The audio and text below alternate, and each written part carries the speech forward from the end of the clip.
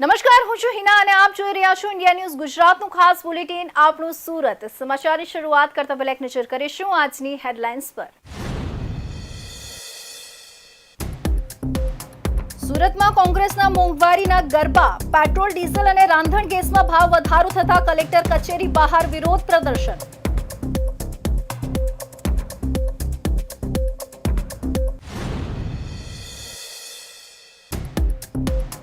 Ebola વાયરસને લઈને તંત્ર સજ્જ. સુરત સિવિલ હોસ્પિટલમાં 10 બેડની ડેઝિગ્નેટેડ એપેક્સ હોસ્પિટલ કાર્યરત. ડોક્ટર્સ, નર્સિંગ સહિતનાની ટ્રેનિંગ અપાઈ.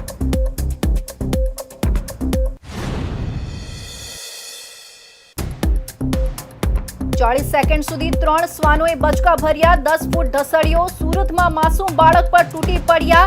હચમચાવતા સીસીટીવી આવ્યા સામે.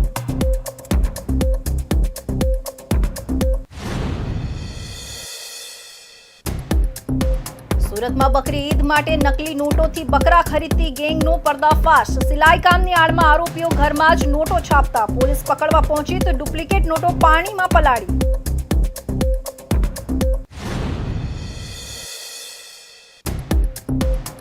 અને સગીરે મિત્ર સાથે મળીને યુવકને ચપ્પુના ઘા ઝીક્યા. સુરતમાં બાઇક ચલાવવાની જીદ અને સિગરેટના વિવાદથી ગેરેજ સંચાલકની હત્યા. પરિવારનો એકનો એક દીકરો છીનવાયો. અને હવે જોઈશું સમાચાર વિસ્તારથી. દેશમાં અને રાજ્યમાં દિન પ્રતિદિન વધતી જતી મોંઘવારીએ સામાન્ય અને મધ્યમ વર્ગના પરિવારોની કમર તોડી નાખી છે. દૂધ, શાકભાજી, પેટ્રોલ, ડીઝલ અને રાંધણ ગેસ સહિતની જીવન જરૂરી ચીજ વસ્તુઓના આસમાને પહોંચેલા ભાવો સામે જનતામાં ભારે આક્રોશ જોવા મળી રહ્યો છે. આ જ જન આક્રોશને વાચા આપવા માટે આજે સુરત શહેર કોંગ્રેસ સમિતિ દ્વારા સરકાર સામે એક ઉગ્ર વિરોધ પ્રદર્શન અને હલ્લાબોલ કાર્યક્રમનું આયોજન કરવામાં આવ્યું હતું. સુરત કોંગ્રેસના શીર્ષ નેતાઓ અને મોટી સંખ્યામાં કાર્યકરો આજે સૂત્રોચ્ચાર સાથે સુરત કલેક્ટર કચેરી ખાતે ઉમટી પડ્યા હતા. કોંગ્રેસ દ્વારા કલેક્ટર કચેરીની બહાર જ ભાજપ સરકાર વિરુદ્ધ મોરચો માંડવામાં આવ્યો હતો. આ પ્રદર્શનની ખાસ વાત એ હતી કે વિરોધને વધુ ધારદાર અને અનોખો બનાવવા માટે કોંગ્રેસના કાર્યકરોએ કલેક્ટર કચેરીની બહાર મોંઘવારીના ગરબા રમીને સરકારની નીતિઓ પર આકરા પ્રહારો કર્યા હતા. જેમાં તેઓએ મોંઘવારી પર હલ્લાબોલ, ભાજપ સરકાર પર હલ્લાબોલ, મેલોડી પર હલ્લાબોલના સૂત્રોચ્ચાર સાથે ગરબા કર્યા હતા.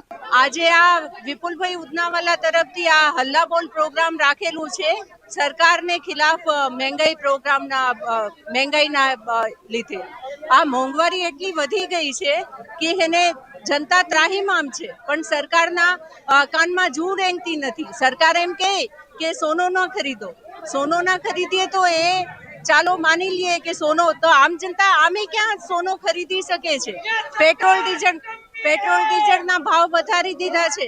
પેટ્રોલ ડીઝલના ભાવ વધારી દીધા તો પ્રધાનમંત્રીને જાતે પણ આવો અમલ કરવું જોઈએ ને. એ વિદેશ યાત્રા પર જાય છે તો પ્રાઇવેટ જેટ શું કામ લઈ જાય છે? પહેલાના પ્રધાનમંત્રી એને વિદેશ યાત્રા પર નથી જતા હતા, વિદેશ યાત્રા કરતા હતા ને. તો આવી રીતે આ પ્રધાનમંત્રી બી કરે, કેમ નથી કરતા? આજે સુરત શહેર કોંગ્રેસ સમિતિના પ્રમુખ શ્રી વિપુલભાઈ ઉદનાવાલાના નેજા હેઠળ સુરત શહેરના ખૂબ મોટી સંખ્યામાં કાર્યકર આગેવાનો કલેક્ટર કચેરી ખાતે ઉપસ્થિત હલ્લાબોલ કાર્યક્રમ આપ્યો. જે છેલ્લા 15 દિવસમાં પેટ્રોલ પર 8 અને ડીઝલ પર 8 રૂપિયાનો વધારો થયો.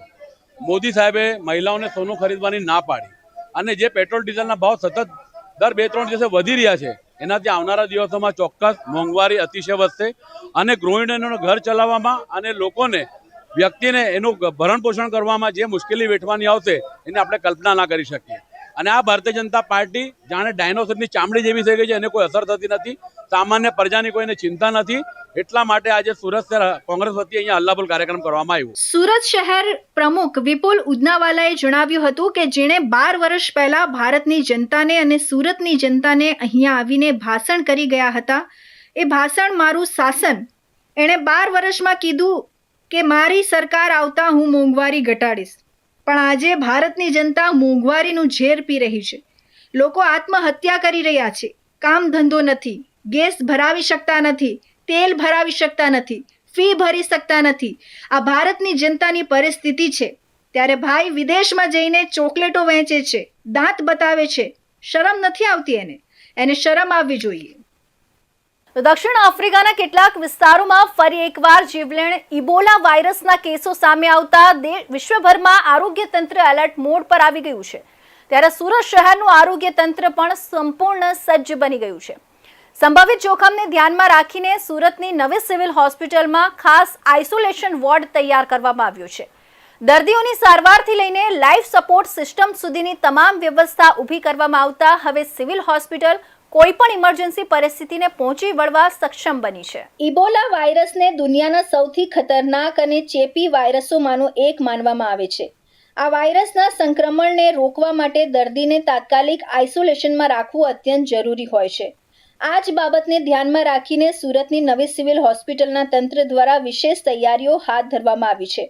હોસ્પિટલમાં અલગથી ખાસ આઇસોલેશન વોર્ડ શરૂ કરવામાં આવ્યો છે, જ્યાં સંભવિત ઇબોલા દર્દીઓની સારવાર માટે સંપૂર્ણ વ્યવસ્થા ઊભી કરવામાં આવી છે. આ ખાસ વોર્ડમાં વેન્ટિલેટર સુવિધા સાથે કુલ 10 રૂમ તૈયાર કરવામાં આવ્યા છે. દરેક રૂમમાં ઓક્સિજન સપોર્ટ, મોનિટરિંગ સિસ્ટમ અને અન્ય જરૂરી લાઈફ સપોર્ટ સાધનો ઉપલબ્ધ રાખવામાં આવ્યા છે. હોસ્પિટલ તંત્ર દ્વારા દર્દીને સામાન્ય દર્દીઓથી સંપૂર્ણપણે અલગ રાખી શકાય તે માટે ખાસ વ્યવસ્થા ગોઠવવામાં આવી છે.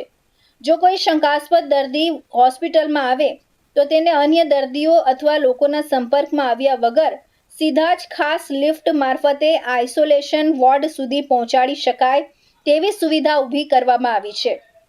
આ પગલાંનો મુખ્ય હેતુ સંક્રમણ ફેલાતું અટકાવવાનો છે. નવી સિવિલ હોસ્પિટલના તંત્ર દ્વારા ડોક્ટર અશ્વિન વસાવાને આ સમગ્ર વ્યવસ્થાના નોડલ ઓફિસર તરીકે જવાબદારી સોંપવામાં આવી છે. તેમની દેખરેખ હેઠળ ડોક્ટરો, નર્સિંગ સ્ટાફ અને અન્ય આરોગ્ય કર્મીઓને પણ ખાસ સૂચનાઓ આપવામાં આવી રહી છે. સાથે જ આ વોર્ડ માટે જરૂરી દવાઓ, સુરક્ષા કીટ, PPE કીટ તેમજ અન્ય ઇમરજન્સી સાધનોનો પૂરતો જથ્થો પણ ઉપલબ્ધ રાખવામાં આવ્યો છે. નમસ્કાર. સુરત સિવિલ ખાતે આજે ઇબોલા પેશન્ટ્સ માટે, ઇબોલાના દર્દીઓ માટે સ્પેશિયલ વોર્ડની વ્યવસ્થા કરાઈ છે, જેમાં 10 બેડનો સ્પેશિયલ આઇસોલેશન રૂમ તૈયાર કરાયો છે. એની સાથે સાથે સ્પેશિયલ એની માટે લિફ્ટ, સ્પેશિયલ એમ્બ્યુલન્સ, સ્પેશિયલ એની એન્ટ્રી એક્ઝિટ, એની સાથે એની અલગથી OPD, એની સાથે અલગથી દવાઓની વ્યવસ્થા, વેન્ટિલેટર, મોનિટર્સ, આ બધી વ્યવસ્થા કરાઈ છે. સાથે સાથે અમારી સાથે ડૉક્ટર અશ્વિન વસાવા, જે આ ઇબોલા વોર્ડના નોડલ ઓફિસર રહેશે, મેડિસિન વિભાગના હેડ ઓફ ડિપાર્ટમેન્ટ, આ બધી કામગીરી છેલ્લા 2 દિવસથી આપણે કરી રહ્યા છે. 2 દિવસથી સતત તૈયારીમાં આપણી સાથે PIU વિભાગના બધા લોકો સાથે ડૉક્ટર કેતન નાયક, RMO, ઇકબાલ કડીવાલા તથા નર્સિંગ સ્ટાફ, મેટ્રન અને એની સાથે સાથે medicine department, paediatric department, anaesthesia department, microbiology અને રેસ્પિરેટરી મેડિસિન ડિપાર્ટમેન્ટના વિવિધ HOD સાથે આપણી સાથે રહ્યા છે. આજે પણ 75 જેટલા ડૉક્ટર્સની ટ્રેનિંગ ચાલી રહી છે. કાલે બપોરે સર્વન્ટ્સની ટ્રેનિંગ છે, નર્સિસની ટ્રેનિંગ છે, માઇક્રોબાયોલોજી અને મેડિસિન ડિપાર્ટમેન્ટના રેસિડેન્ટની અલગથી ટ્રેનિંગ રાખી છે. જે રીતની આપણે ગુજરાત સરકાર દ્વારા ગાઈડલાઇન્સ આવશે એ રીતે રોજને રોજ આપણે આનું અપડેટ કરીને રોજને રોજ એ પ્રમાણે કામગીરી કરી રહ્યા છે.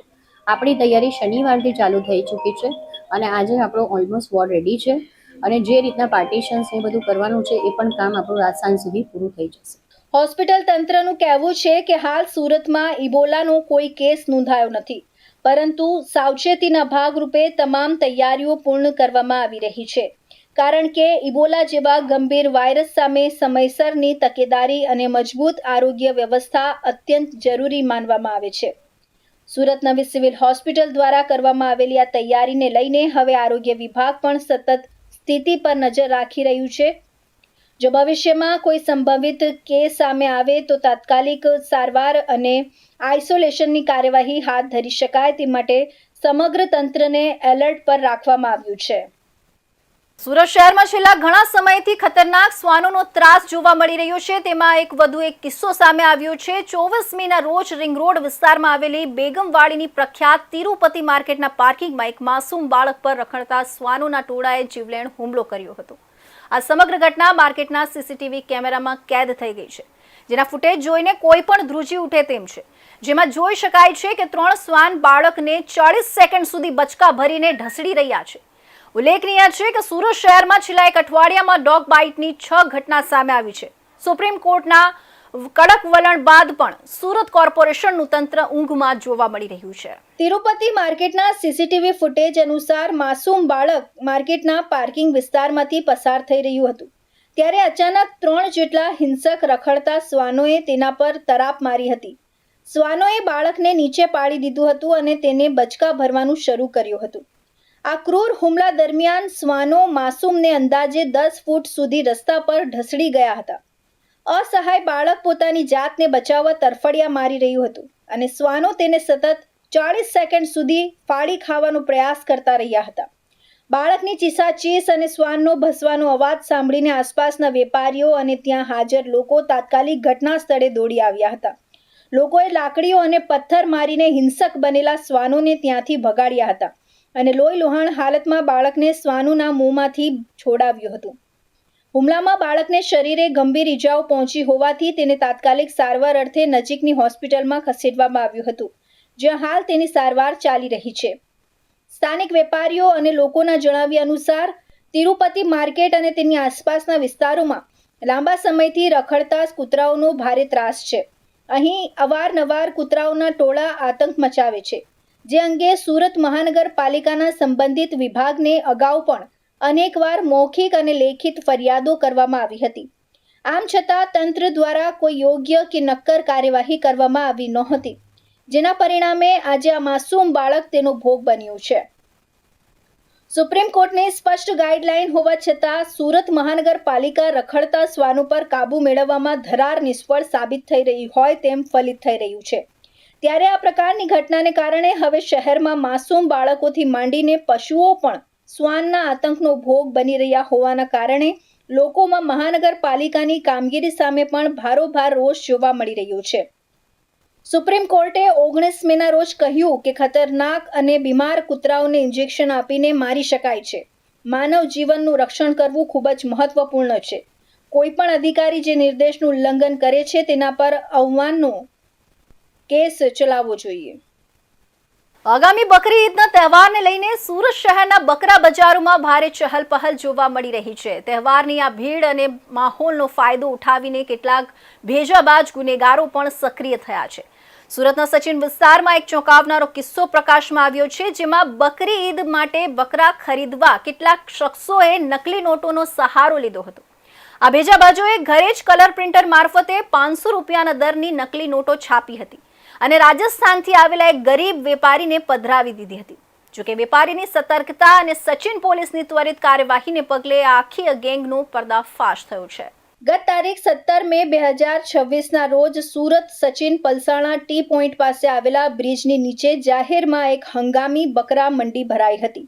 આ મંડીમાં રાજસ્થાનના ભીલવાડા જિલ્લાના કરેડા થાના અંતર્ગત આવતા દાદાજી કરેડા ગામના વતની 35 વર્ષીય ભવારલાલ જયચંદ ભાગરિયા પોતાના બકરા વેચવા માટે આવ્યા હતા. વતનમાં પશુપાલન અને બકરા વેચાણનો વ્યવસાય કરતા ભવારલાલ પાસે મોહમ્મદ ઉલ્ફત શેખ, નાઝીર અંસારી અને રઈસ સિદ્દીકી નામના 3 શખ્સો આવ્યા હતા. ભાવતાલના અંતે એક બકરાના 25,000 રૂપિયા લેખે એમ કુલ 2 બકરાના 50,000 રૂપિયા નક્કી કરવામાં આવ્યા હતા. સોદો નક્કી થયા બાદ આ ભેજાબાજ ગ્રાહકોએ ભવારલાલને 500 રૂપિયાના દરની કુલ 100 નોટોનું એક બંડલ આપ્યું હતું. ભવારલાલ એક સાધારણ અને ભોળો વેપારી હોવાથી તેણે તે સમયે બંડલની ઉપર અને નીચેની નોટો જોઈને સંતોષ માની લીધો હતો અને બંને બકરા તેમને સોંપી દીધા હતા. આરોપીઓ બકરા લઈને ત્યાંથી રફુચક્કર થઈ ગયા હતા. પરંતુ બીજા દિવસે જ્યારે ભવારલાલે આ નોટો બરાબર ચેક કરી ત્યારે તેના હોશ ઉડી ગયા હતા. તેણે જોયું કે બંડલમાં ઉપર અને નીચેની માત્ર 3 નોટો જ અસલી હતી, જ્યારે બાકીની 97 નોટો એકદમ નવી અને એક જ સરખા સિરિયલ નંબરવાળી ડુપ્લિકેટ નોટો હતી. પોતાની સાથે છેતરપિંડી થઈ હોવાનો અહેસાસ થતાં જ ભવારલાલ ભાગરિયાએ તાત્કાલિક સચિન પોલીસ સ્ટેશનનો સંપર્ક સાધ્યો હતો. બનાવની ગંભીરતા જોતા સચિન પીઆઈ અને તેમની ટીમે તુરંત જ એક્શન લીધા હતા. ડુપ્લિકેટ નોટો બજારમાં ફરતી કરવી એ દેશના અર્થતંત્રને ખોખલું કરવાનું ષડયંત્ર હોવાથી પોલીસે આ કેસને ટોપ પ્રાયોરિટી આપીને સચિન ટી પોઈન્ટ આજુબાજુના તમામ સીસીટીવી ફૂટેજ ચકાસવાનું શરૂ કર્યું હતું, જેમાં આરોપીઓના ચહેરા અને વાહનની સ્પષ્ટ ભાણ મળી ગઈ હતી. પોલીસે ટેકનિકલ સર્વેલન્સના આધારે ગણતરીના કલાકોમાં જ મુખ્ય 4 આરોપીઓને ઝડપી પાડ્યા હતા. દેશ વિરુદ્ધનો ગુનો હોય, સચિન પીઆઈ તરત આમાં હરકતમાં આવેલા અને જે બનાવ છે સચિન ટી પોઈન્ટ એની આજુબાજુના સીસીટીવી ફૂટેજના આધારે આરોપીઓને ઓળખી કાઢેલા અને તુરંત આરોપીઓ 3 આરોપી મોહમ્મદ અલ્તાફ આલમ સત્તાર, નઝીર અનુલ અંસારી અને મોહમ્મદ રઈસ રશીદ સિદ્દીકી તેઓને પ્રથમ ઓળખ કરવામાં આવેલી અને તેઓને ડિટેન કરવામાં આવેલા અને તુરંત કાર્યવાહી કરી આ જે આરોપીઓનો જે ગોડાઉન છે ત્યાંથી પણ ડુપ્લિકેટ નોટો રિકવર કરવામાં આવેલ છે. ત્યાંથી 500ના દરની 20 નોટો અને તથા તેના ઘરમાં 500 દરની 250 નોટો રિકવર કરવામાં આવેલ છે. એમ આરોપી પાસેથી કુલ્લે 332 ડુપ્લિકેટ ભારતીય ચલણ 500ના દરના રિકવર કરવામાં આવેલ છે. તેની કિંમત 1,61,000 રૂપિયા થાય છે. પોલીસ તપાસમાં બહાર આવ્યું છે કે પકડાયેલા મોટા ભાગના આરોપીઓ મૂળ ઝારખંડના ગિરેડી જિલ્લાના વતની છે અને હાલ લિંબાત વિસ્તારમાં રહેતા હતા. સ્થાનિક લોકોમાં કોઈને શંકા ન જાય તે માટે તેઓ સિલાઈકામ અને ટેમ્પો ડ્રાઇવિંગ જેવા સામાન્ય વ્યવસાયો કરતા હતા. પરંતુ રાતોરાત અમીર બનવાની લહાઈમાં તેણે ઘરમાં જ સ્કેનર અને પ્રિન્ટરની મદદથી નકલી નોટો છાપવાનું શાતિર આયોજન કર્યું હતું. હાલમાં સચિન પોલીસે 4 આરોપીઓની ધરપકડ કરી રિમાન્ડ મેળવવાની તજવીજ હાથ ધરી છે. તો હવે સમય છે એક વિરામનો.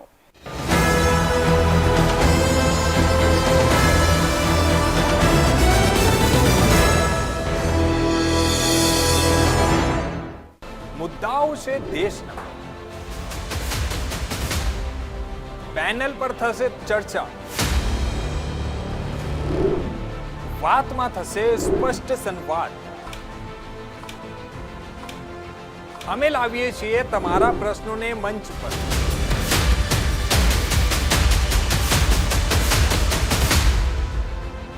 કેમ કે સમસ્યા તમારી, લડત તમારી.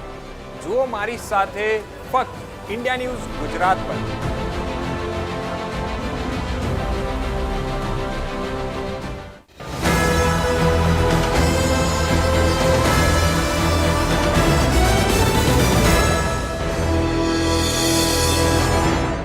વિરામ બાદ ફરી આપ સૌનું સ્વાગત છે. સુરત નવી સિવિલ હોસ્પિટલમાં આરોગ્ય સેવાઓને વધુ સુવ્યવસ્થિત અને દર્દી કેન્દ્રિત બનાવવા માટે ઇન્ચાર્જ અધિક્ષક ડોક્ટર પારુલ વડગામા હવે સંપૂર્ણ એક્શન મોડમાં જોવા મળી રહ્યા છે.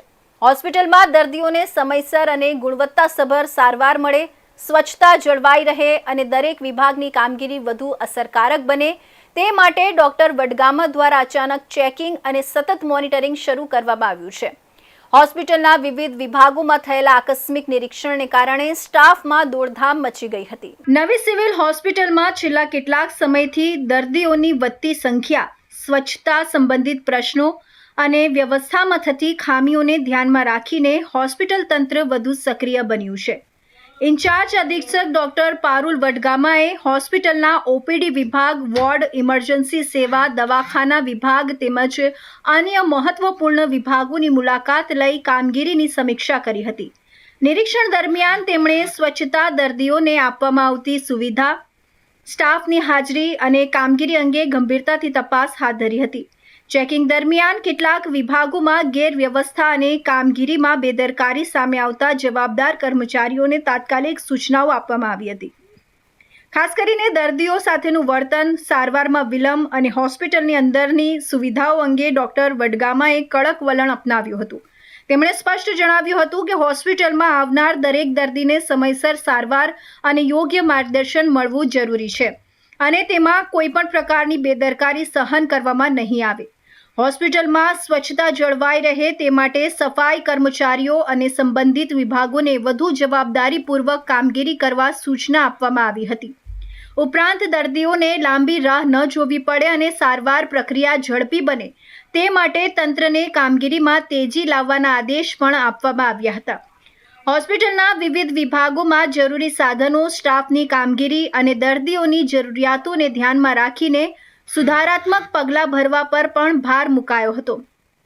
ડોક્ટર પારુલ વડગામાએ હોસ્પિટલની સમગ્ર વ્યવસ્થાને વધુ કાર્યક્ષમ બનાવવા માટે નિયમિત મોનિટરિંગ ચાલુ રાખવાની વાત કરી હતી.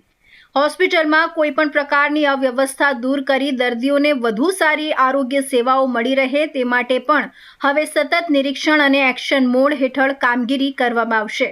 નવી સિવિલ હોસ્પિટલમાં શરૂ થયેલી આ સક્રિય કામગીરીને કારણે હોસ્પિટલ તંત્ર હવે હરકતમાં આવ્યું હોવાનું જોવા મળી રહ્યું છે. સુરત રાંદેર વિસ્તારના રામનગર સરકારી વસાહત પાસે માત્ર મને બાઇક ચલાવવા દે જેવી જીદ અને અગાઉ થયેલા સિગારેટ પીવાના મામૂલી વિવાદમાં એક કાયદાના સંઘર્ષમાં આવેલા સગીર દ્વારા તેના મિત્રની મદદથી 33 વર્ષીય યુવકની નિર્મમ હત્યા કરી દીધી હતી. સગીર વયના મિત્ર દ્વારા બાઇક ચલાવવાની માંગણી સ્વીકારવામાં ન આવતા અને સાંજે થયેલી સિગારેટની બોલાચાલીની અદાવત રાખીને મધરાતે ચપ્પુના ઘા ઝીકી આ હત્યાકાંડને અંજામ આપવામાં આવ્યો હતો. આ ચકચારી ઘટનામાં ભોગ બનનાર મૃતક યુવકની ઓળખ 33 વર્ષીય અમર ઉર્ફે આલુ પંજવાણી તરીકે થઈ છે. અમર પંજવાણી રાંદેર વિસ્તારમાં જ પોતાનું 2 વ્હીલર ઓટો ગેરેજ ચલાવતો હતો અને તનતોડ મહેનત કરીને પોતાના પરિવારનું ગુજરાન ચલાવતો હતો. લોહીના આંસુએ રડી રહેલા પરિવારજનોએ જણાવ્યું કે અમર ઘરનો મુખ્ય કમાનાર વ્યક્તિ હતો અને તેના આકસ્મિક મોતથી ઘરમાં માત્ર તેની વૃદ્ધ માતા અને એક નાનો ભાઈ જ બચ્યા છે, જેઓ હવે સંપૂર્ણપણે નિરાધાર બની ગયા છે. એક હસતો રમતો અને મહેનતુ યુવક ક્ષણિક આવેશ અને ગુનાહિત માનસિકતા ધરાવતા સગીરની જીદનો ભોગ બની જતા તેના પરિવાર પર આપ તૂટી પડ્યું છે. આજરોજ રાતના આશરે 2:30 થી 3 વાગ્યાના અરસામાં રામનગર સરકારી વસાહતની પાસે એક હત્યાનો બનાવ બનેલ, જે ઘટનાની જાણ થતાં રાંદેર પોલીસ તેમજ ઝોન 5 વિસ્તારના અલગ અલગ પોલીસ સ્ટેશનોની વિવિધ ટીમો સાથે અધિકારીઓ સ્થળ પર પહોંચી ગઈ. ગુનો બનવાનું કારણ અને આરોપીની ઓળખ અને ધરપકડ માટે વિવિધ ટીમો બનાવી કાર્યવાહી કરવામાં આવેલી, જે બાદ ગણતરીના કલાકોમાં 2 આરોપીની ધરપકડ કરવામાં આવેલ છે અને આ કાયદેસર કાર્યવાહી હાથ ધરવામાં આવેલ છે. સમગ્ર બનાવ જે છે એ સાંજના અરસામાં મૃતક અમર પંજવાણી અને આરોપી સિગરેટ પીવા માટે ભેગા થયેલા, જે દરમિયાન બંને વચ્ચે ગાળાગાળી થયેલ અને ઝઘડો થયેલો, જેનું મન દુઃખ રાખી આ ઘટનાનો મુખ્ય આરોપી, જે કાયદાના સંઘર્ષમાં આવેલ કિશોર છે, તેણે રાત્રે ઘરે જઈ અને પોતાની સાથે એક ચપ્પુ રાખેલું, જે ઘરમાં વપરાશનું સામાન્ય રીતે વપરાતું હોય છે, એ ચપ્પુ પોતાની સાથે રાખી અને બહાર નીકળેલો અને આ ગુનામાં સહ આરોપી તરીકે જે સામેલ છે તે સંઘર્ષમાં આવેલ કિશોરના મિત્ર શ્રવણ ઉર્ફે ગોપાલને પોતે સાથે રાખી ફરીથી સિગરેટ પીવા જવા માટેની વાત કરેલી અને આ શ્રવણ મારફતે જ તે મૃતક કાલુ પંજવાણીને સંપર્ક કરેલ હોવાની પ્રાથમિક હકીકત અત્યારે તપાસ દરમિયાન જણાયેલ છે. તેને બોલાવી ત્રણેય લોકો બાઇક પર રવાના થયેલ અને આ દરમિયાન જ બાઇક ચલાવવા બાબતમાં અને સિગરેટ પીવા બાબતમાં ફરીથી બંને વચ્ચે બોલાચાલી થયેલ, ઝઘડો થયો અને ઝઘડાના પરિણામે જે ઘટના સ્થળ છે ત્યાં આરોપી દ્વારા પોતાની સાથે લાવેલું ચપ્પુનો એક ઘા મૃતકને મારી દેવામાં આવેલો, જે બાદ તેની મૃત્યુ નિપજેલું છે. અને આ સમગ્ર બનાવમાં સામેલ બંને આરોપી, જેમાં એક શ્રવણ ઉર્ફે ગોપાલ, જે ઉગત કેનાલ રોડ પાસેની ઝૂંપડપટ્ટીમાં રહે છે, અને અન્ય જે છે એ કાયદાના સંઘર્ષમાં આવેલ કિશોર છે, તેની ધરપકડ કરવામાં આવેલ છે અને આગળની કાયદેસર કાર્યવાહી હાથ ધરવામાં આવેલ છે. આ ભયાનક ઘટના અંગે રાત્રિના સમયે પોલીસને કંટ્રોલ રૂમ દ્વારા જાણ થતાં જ રાંદેર પોલીસ સ્ટેશનનો કાફલો ઘટના સ્થળે દોડી ગયો હતો. ઝોન 5 વિસ્તારના ડીસીપી લખદીરસિંહ ઝાલા પોતે સ્થળ પર પહોંચ્યા હતા અને સ્થિતિની ગંભીરતાને જોતા અલગ અલગ પોલીસ સ્ટેશનોની વિવિધ ટીમો અને લોકલ ક્રાઇમ બ્રાન્ચના અધિકારીઓને તપાસમાં જોતરી દીધા હતા. ગુનો બનવાનું ચોક્કસ કારણ શોધવા, મૃતકની ઓળખ પ્રસ્થાપિત કરવા અને ફરાર થઈ ગયેલા હત્યારાઓને પકડવા માટે નાકાબંધી સહિતની આકરી કાર્યવાહી હાથ ધરવામાં આવી હતી. રાંદેર પોલીસની સઘન અને આયોજનબદ્ધ કામગીરીના પરિણામે ગણતરીના કલાકોમાં જ બંને આરોપીઓને દબોચી લેવામાં સફળતા મળી હતી. સુરત શહેરના ટેક્સટાઇલ્સ હબ ગણાતા સારોલી વિસ્તારમાં બહારના રાજ્યના વેપારીઓ અને દલાલે ભેગા મળીને સ્થાનિક કાપડના વેપારી સાથે લાખો રૂપિયાની છેતરપિંડી આચરી હોવાનો કિસ્સો પ્રકાશમાં આવ્યો છે. તેલંગાણાના 2 કાપડ વેપારી અને રાજસ્થાનના એક દલાલે સુરતના વેપારી પાસેથી લાખો રૂપિયાની સાડીઓનો માલ ખરીદ્યા બાદ પેમેન્ટ ચૂકવ્યા વગર રાતોરાત દુકાન બંધ કરી ફરાર થઈ ગયા હતા. જોકે આ મામલે હવે સારોલી પોલીસે મોટી સફળતા મેળવી છે અને મુખ્ય આરોપીઓ પૈકી એક આરોપીને તેલંગાણાથી ઝડપી પાડ્યો છે, જ્યારે અન્ય 2 આરોપીઓની શોધખોળ હજુ ચાલુ છે. મૂળ રાજસ્થાનના બાડમેર જિલ્લાના વતની અને હાલ સુરતના અલથાણ વિસ્તારમાં શિખર હાઇટ્સમાં રહેતા 34 વર્ષીય અંકિત રમેશજી કોઠારી સારોલીમાં કુબેરજી વર્લ્ડની પાછળ આવેલા વિકાસ લોજિસ્ટિક્સ પાર્કમાં રિધમ ક્રિએશન્સ નામે સાડીઓનો હોલસેલ વેપાર કરે છે. વર્ષ 2023માં તેલંગાણાના કરીમનગરમાં સૌભાગ્ય લક્ષ્મી ગાર્મેન્ટ નામે પેઢી ચલાવતી પ્રોપરાઇટર બસભાથીની અખિલા અને ત્યાંના જ વહીવટ કરતા બસભાથીની અશોક કુમારે દલાલ કિરણ પ્રજાપતિ મારફતે અંકિતભાઈનો સંપર્ક કર્યો હતો. શરૂઆતમાં વેપારની આડમાં વિશ્વાસ કેળવી ત્રણેય આરોપીઓએ સુરતના વેપારી સાથે સતત લેવડ દેવડ શરૂ કરી હતી. 13 એપ્રિલ 2023થી 24 સપ્ટેમ્બર 2024 દરમિયાન આરોપીઓએ અલગ અલગ બિલો બનાવી ફરિયાદી પાસેથી કુલ 11,34,435ની કિંમતની ફેન્સી સાડીઓનો માલ મંગાવી લીધો હતો. માલ મેળવ્યા બાદ આરોપીઓ સતત પેમેન્ટ માટે વાયદા કરતા રહ્યા હતા અને સમય પસાર કરતા રહ્યા હતા. લાંબા સમય સુધી રકમ નહીં ચૂકવતા ફરિયાદીને શંકા ગઈ હતી. બાદમાં તપાસ કરતા જાણવા મળ્યું કે તેલંગાણાના કરીમનગર ખાતે આવેલી સૌભાગ્ય લક્ષ્મી ગાર્મેન્ટ નામની દુકાન રાતોરાત બંધ કરી આરોપીઓ ફરાર થઈ ગયા હતા. આ અંગે અંકિતભાઈ કોઠારીએ સારોલી પોલીસ મથકમાં ફરિયાદ નોંધાવતા પોલીસે ભારતીય ન્યાય સંહિતા હેઠળ ગુનો નોંધી તપાસ હાથ ધરી હતી. ટેકનિકલ સર્વેલન્સ અને બાતમીના આધારે સારોલી પોલીસની ટીમે તેલંગાણાના મલકાજગીરી વિસ્તારમાં દરોડો પાડી આ ગુનામાં સંડોવાયેલા મુખ્ય આરોપી અશોક કુમાર બસભાથીનીને ઝડપી પાડ્યો હતો. પોલીસે આરોપીની ધરપકડ કરી વધુ પૂછપરછ શરૂ કરી છે. પોલીસ તપાસમાં સામે આવ્યું છે કે આરોપીઓ વેપારીઓને વિશ્વાસમાં લઈ મોટા પ્રમાણમાં માલ ઉધાર મંગાવતા હતા અને બાદમાં દુકાન બંધ કરી ફરાર થઈ જતા હતા. હાલ પોલીસે આ ગેંગમાં સંડોવાયેલા અન્ય 2 આરોપી બસભાથીની અખિલા અને દલાલ કિરણ પ્રજાપતિની શોધખોળ કરી રહી છે. સુરતની ઈચ્છાપોર પોલીસે કવાસ ગામમાંથી વરલી મટકાનો ઓનલાઈન સટ્ટો રમાડતા કંપની કર્મચારીને દબોચ્યો છે.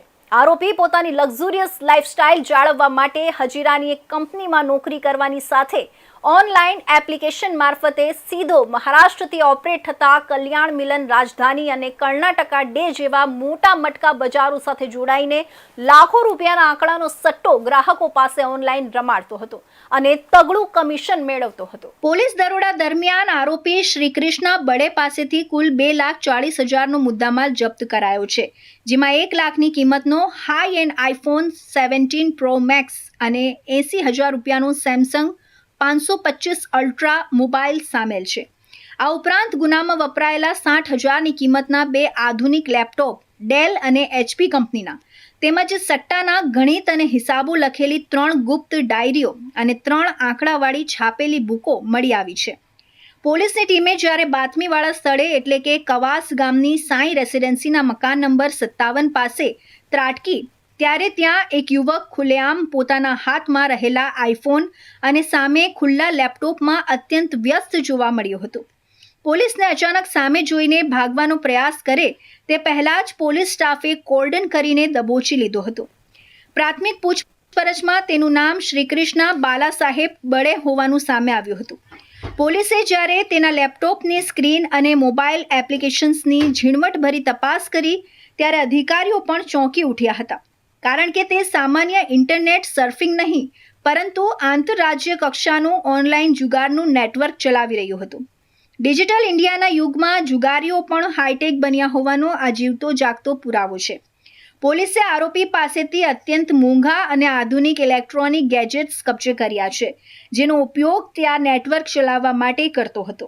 જપ્ત કરાયેલા મુદ્દામાલમાં સૌથી મુખ્ય એક આઈફોન 17 પ્રો મેક્સ મોબાઈલ છે, જેની કિંમત અંદાજે 1 લાખ આંકવામાં આવી છે. તેમજ બીજો સેમસંગ કંપનીનો 525 અલ્ટ્રા મોડલનો ફોન છે, જેની કિંમત 80,000 રૂપિયા છે. આ ઉપરાંત હિસાબો રાખવા અને આંકડાઓનું વિશ્લેષણ કરવા માટે ઉપયોગમાં લેવાતા 2 અલગ અલગ લેપટોપ, જેમાં ડેલ કંપનીનું 5400 મોડલ કિંમત ₹30,000 અને HP કંપનીનું ડેસ્કટોપ મોડલ જેની કિંમત 30,000 સામેલ છે. પોલીસે તમામ ટેકનિકલ સાધનો ફોરેન્સિક તપાસ અર્થે જપ્ત કર્યા છે.